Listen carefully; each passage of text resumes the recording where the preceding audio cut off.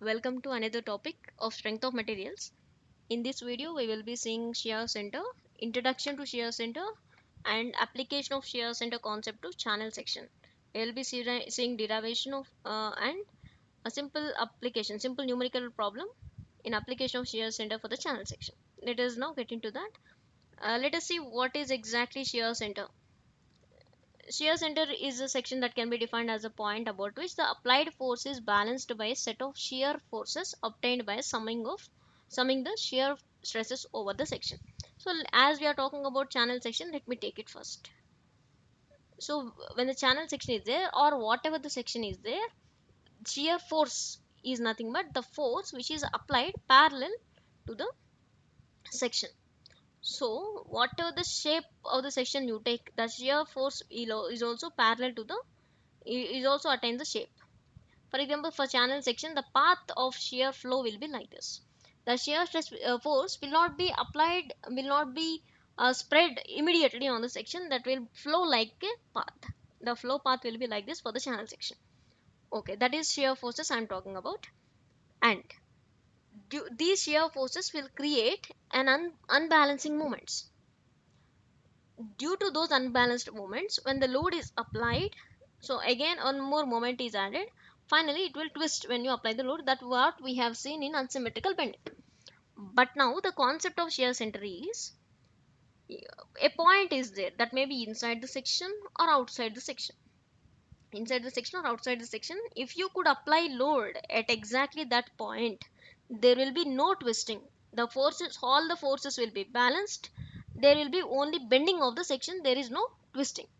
That is what shear center is. That means if you could apply load, for example, shear center is locating at this point.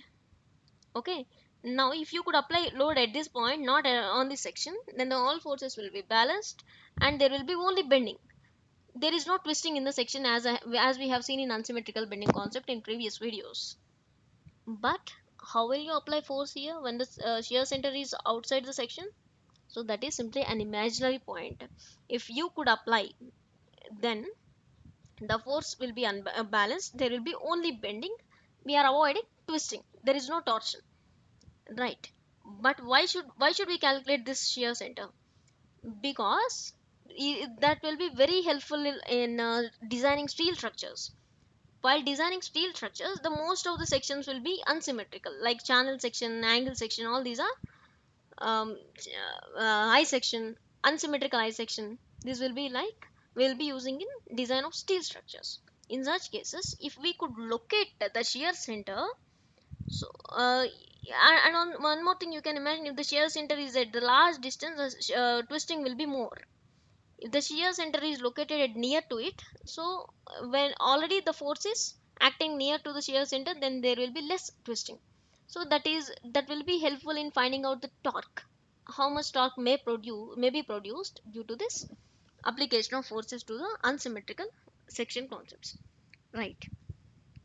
So let me define it in a simple manner. Shear center is a point through which the applied shear force produces no torsion or twist in the member. That is what I just said. If the load is not applied through the shear center, there will be twisting of the beam due to unbalanced moment caused by shear force acting in the section. If the load is not applied at the shear center, there will be twisting. That is what I said. Shear center is also known as center of twist. In case of a beam having two axes of symmetry, the shear center lies at the intersection and coincides with the centroid. Now you can see this rectangle section here, and it is having a centroid x and y are the axis, coordinate axis, or centroidal axis, let me say. This rectangle section is symmetrical about y axis and symmetrical about x axis. That means whatever you see on the left side of the section will be reflected on the right side. That is nothing but it is symmetrical about y axis, the same like y x axis. For these type of sections, you can see there is no twisting generally if you apply the load. If you, because the shear center lies at, coincides with the center of centroid, right? Center of gravity or centroid. Now that is what it is. If in case of a beam having two axes of symmetry like this, the shear center lies at the intersection and coincides with the centroid. And in case of the sections of having one axis of symmetry like this channel section, the shear center does not coincide with the centroid but lies on the axis of symmetry. So it is symmetrical about only x-axis. So if you draw the x-axis, whatever is there at the top of the axis will be reflected downwards, right? Then you can say it is symmetrical about x-axis. And there is no vertical axis that is to to say that is symmetrical about y-axis.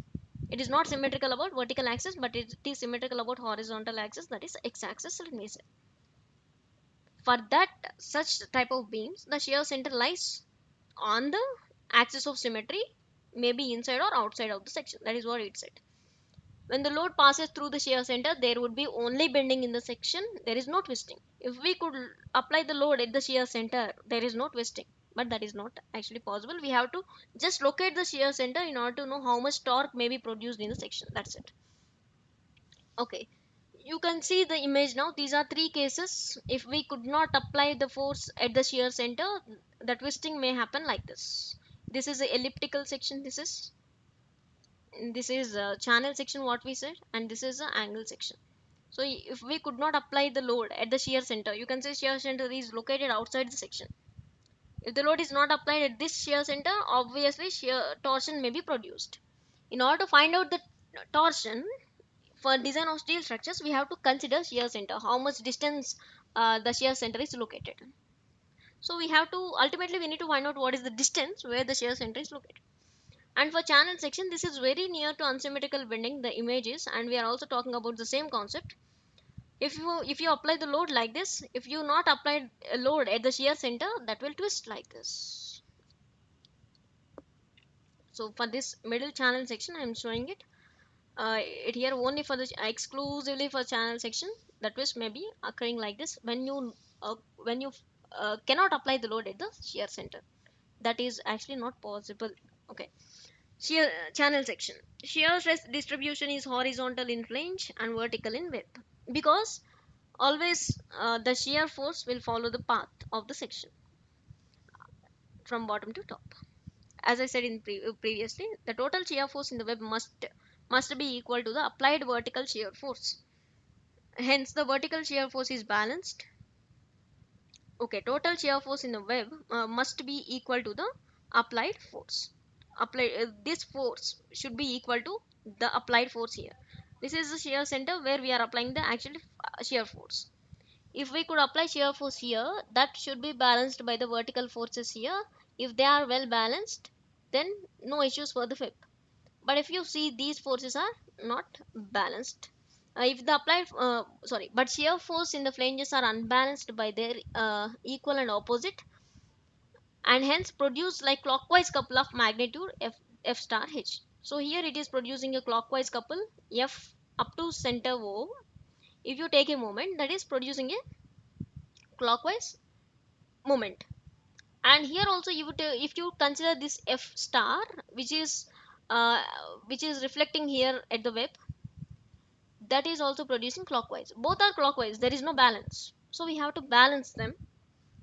Okay, if the applied force f acts through the vertical axis of the web and passes through the O, there will be no moments due to vertical forces, but there is clockwise moment f star into h. That is actually f star into h by 2 up to here. This is h by 2. So what we moment consider is one is f into h by 2 up to here, from here bottom one, and plus, because both are clockwise, f into h by 2. So ultimately that is f into h, that is what I have directly written here. F into h, which is unbalanced, may twist the section. So due to this unbalanced force, the section will be twisting. If the line of application of applied vertical force is displaced left by the distance of E from the vertical axis of the web, then unbalanced clockwise moments will be balanced by the counterclockwise moment due to applied load F. That is what it said.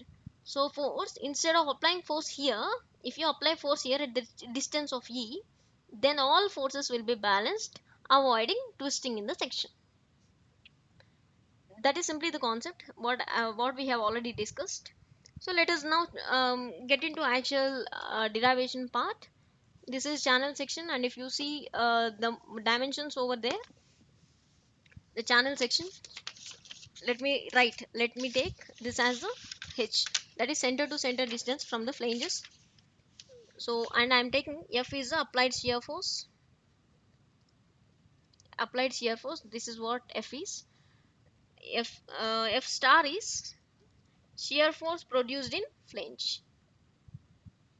Shear force produced in flange. This is flange. These two horizontal legs are flanges and vertical leg is web.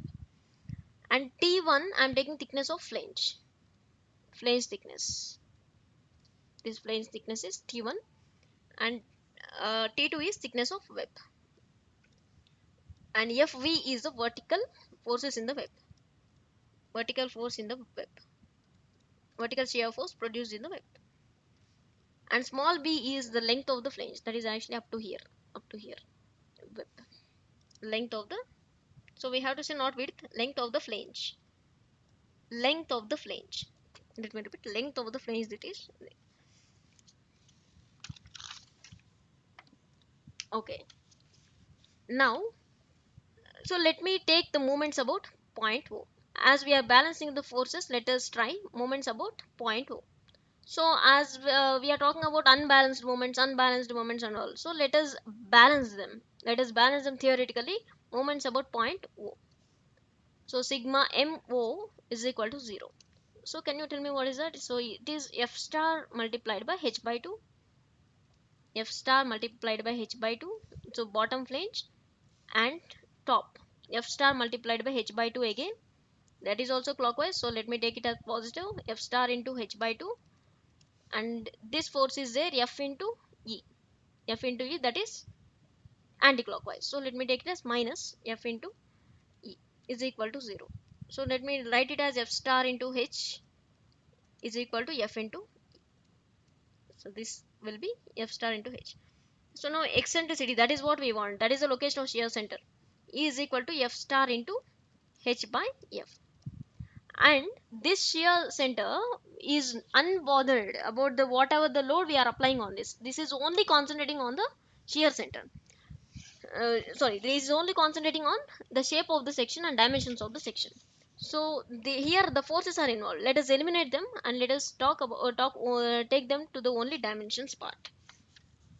And now, so what we get here, E is equal to F into F star H by F, right? Take it as equation number 1. Okay, now let us talk about what is F star. F star is nothing but shear force produced in the flange, right? So let me take it as integral tau into dA, because shear stress is force by area. Now shear force is tau into area, that is what I said. dA I am taking up to this part, this small element, integral. Okay, let me take what is shear stress. Fa y bar by Ib, that is what you have already seen in the previous semester while talking about shear stresses. So the same concept we are using here, same formula, and take it as equation number 2. So let us see what are all the values we have. F is the applied shear force, this one. A is the area of this part, this shaded portion, that is small x into T1. Y bar is the distance from this point to this axis, that will be how much, H by 2. And what is B here? I is moment of inertia about x axis, because only axis we are considering, and entire moments and inertia we are taking about x axis.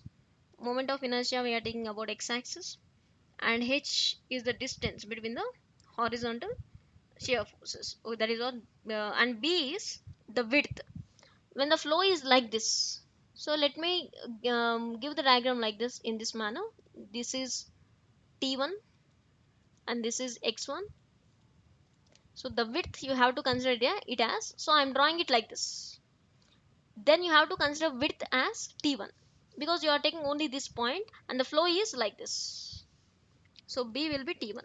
So let us substitute all of them in this. Tau is equal to F into x into T1 into y bar is H by 2 by Ixx into B is T1. Let us cancel them. What is remaining? F xh by 2ixx. That is shear stress formula we have. And let us now take it as equation number 3. So remember what are the equations we have considered. And one more thing, let us say the shear force in elementary area. The shear force in elementary area dA. So at this portion let us calculate the shear force.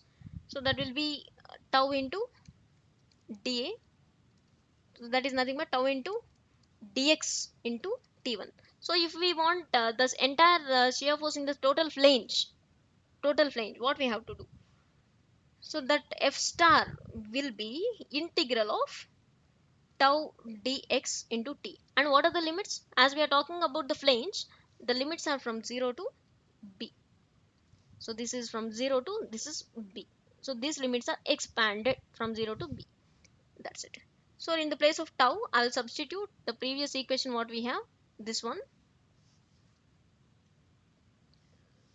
that will be integral 0 to B f x h by 2ixx into T 1 dx into T1 dx. This is what I have written here. Now I will take out all the constants outside. So fx is the constant, h is the constant, t is the constant, and 2ixx is the constant. Integral 0 to b x dx, and integral x is f ht1 by 2ixx. Integral will be x square by 2, and limits are from 0 to b. If you apply the limits, f star is equal to fht 1 by 2 ixx into b square by 2. So limit, upper limit minus lower limit, minus 0 square by 2. So that will be ultimately, let me write it here, f star is equal to fht1 by 2ixx into b square by 2. So let me write it as fht1 b square by 4 ixx. That is the value of f star. Okay, and take it as equation number 5.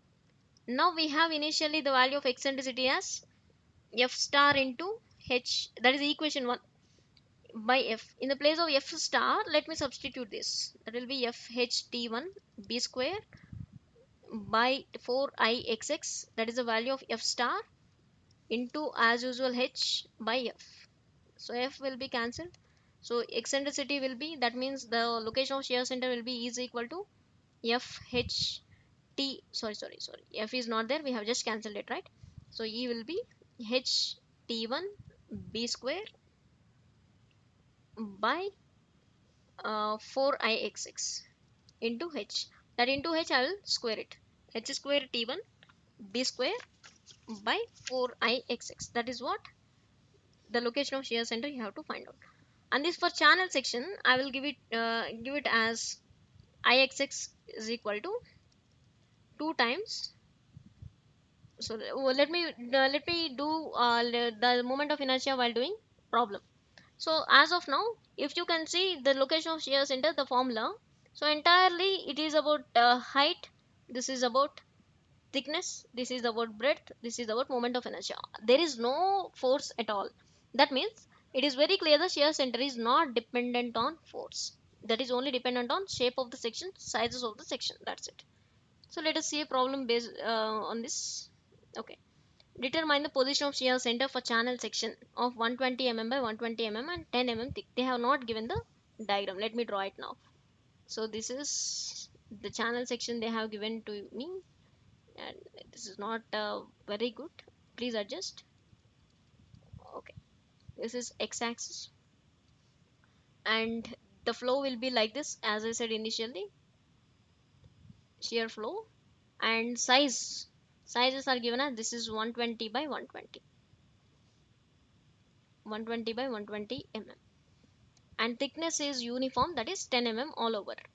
So from this diagram I will write it as h is equal to, what is h here, from this center to this center, that is 120 minus 120 minus, I remove this part, that is 10 by 2, and bottom one 10 by 2 minus 10 by 2, so that will be 110 mm. Now what is thickness? T1 is thickness of flange. Thickness of flange is 10 mm. And thickness 2, thickness of web is also 10 mm as given. And what can I write from this? B. Width will be, width of the flange I have to consider from this, not entirely the bottom part. So 120 minus half of this, 10 by 2. That will be 115. That is what we need in order to find out Ixx. Also we need to find out. That is what we just need in order to calculate the moment of inertia. So let me give moment of inertia for this channel section. That is Ixx will be, two flanges are there. Let me write for two flanges, 2 into B into T1 cube by 12, BT cube by 12, BD cube by 12. I'm writing it up, BT cube by 12, BT1. This is T1 cube by 12 plus area, that is B into T into H by 2. Y bar minus Y1, that is nothing but H by 2 whole square, plus this web, that is T2 into D2, B2 D2 cube by 12 into H cube by 12. Simple. Now let me substitute the values here. 2 into, if you all are available here, do I need to substitute? No, you can simply substitute it yourself. Ultimately you will get the value of moment of inertia here as 8113333 mm power 4. So you have all of them in order to find out. Simply E, that is h square t1 b square by 4 Ixx. Let me substitute all the parameters we have. So h we have initially from this 110 square into t1, thickness is 10 and width is 115 square by 4 into moment of inertia 8113333 mm power 4. So ultimately you will get the shear center 49.3 mm. So for this shear center from this line, okay, that is not very clear, see it here. For this shear C section, channel section, this from this center of web, if you could apply the load away from this center 49.3 mm outside, if the force is applied, there will be no twisting, right? That is that generally imaginary point, that where you cannot apply the load, but you are just knowing if you could apply this here, there is no twisting.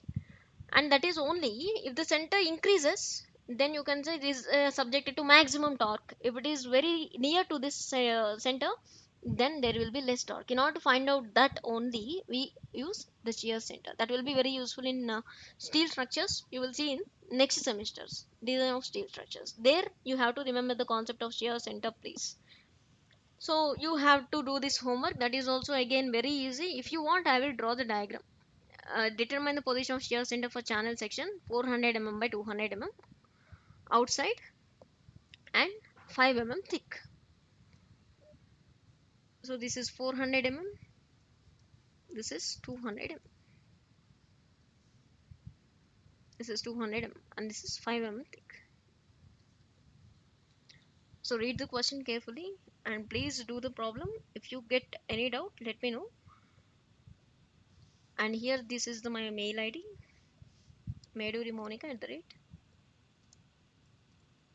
That is very simple problem. You just apply the formula and you can simply find them out. The formula moment of inertia is also same formula you have to apply. And you may not expect these simple problems in your exams, but they may ask you to find out shear center, the process of finding shear center, that derivation just we have done. So you have to learn to derive the shear center. That is no way, right? This is also 200. Please do the problem and send it to me. If you have any doubts also, you can contact me. Thanks for watching.